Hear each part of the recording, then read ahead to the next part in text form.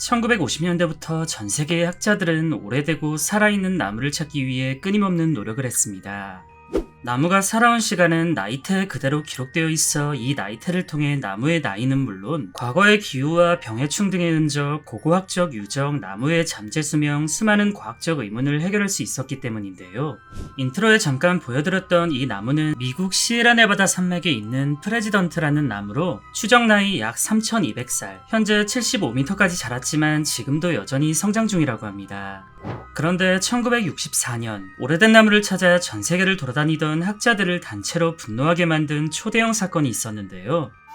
그 주인공은 당시 노스캐롤라이나 대학교 대학원에 재학 중이던 대학원생 도널드 러스크 커리였습니다. 커리는 오래된 기후 역사를 연구하기 위해 오래되고 살아있는 나무들이 많은 미국 네바다주 동부 스네이크 산맥 휠러파크를 찾았는데, 여기서 그는 어떤 거대한 나무 하나를 발견했고 이 나무를 통해 자신의 연구를 이어가기로 했습니다. 이 나무의 이름은 브리스톨콘 소나무, 우리말로 강털 소나무라고 불리는 크고 아름다운 나무였는데요. 딱 봐도 오래돼 보이는 이 나무는 커리가 그토록 찾아다니던 나무에 딱 걸맞는 클래스였습니다.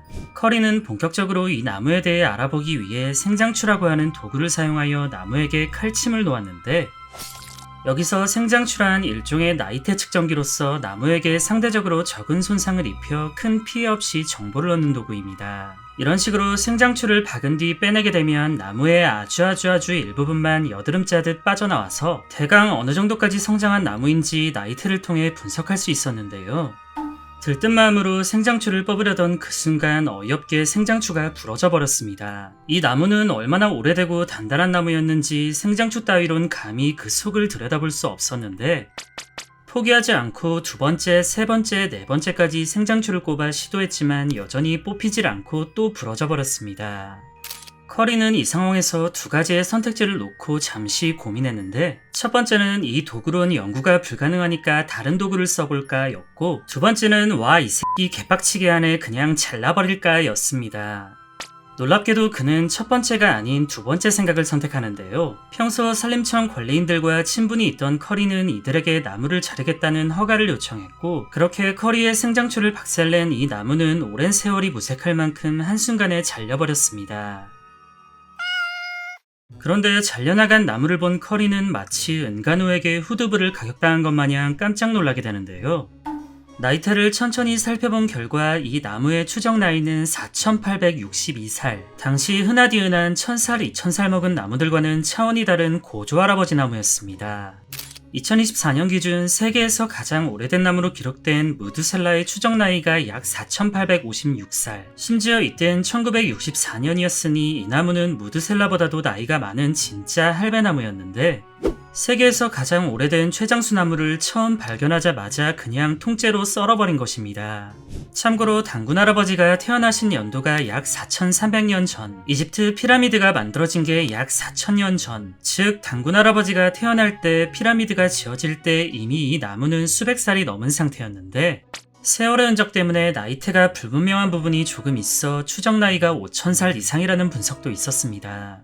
사실 커리의 입장에선 100% 잘못한 것도 맞고 멍청한 행동도 맞지만 조금은 억울한 점이 있었는데요. 일단 이 나무는 나이에 비해 크기가 그리 크지 않았습니다. 현 시점 최강자인 무드셀라는 물론이고 이 당시 2000살 정도 되는 나무보다도 작았었는데, 주변에 있는 나무들 또한 고작해야 흔해 빠진 2000살 정도의 나무들밖에 없어서 이 나무의 정체가 그렇게까지 엄청난 녀석일 줄은 상상조차 못했던 것입니다. 이후 이 나무는 인간을 돕다 신들의 미움을 받아 평생 고통받게 된 신의 이름인 프로메테우스라는 별명이 지어졌는데요. 당연히 관련 학자들은 커리의 이 멍청한 행동에 크게 분노했고, 이 사건은 역사상 가장 어이없는 벌목, 미국 대학 역사상 가장 당돌한 대학원생으로 유명해졌습니다.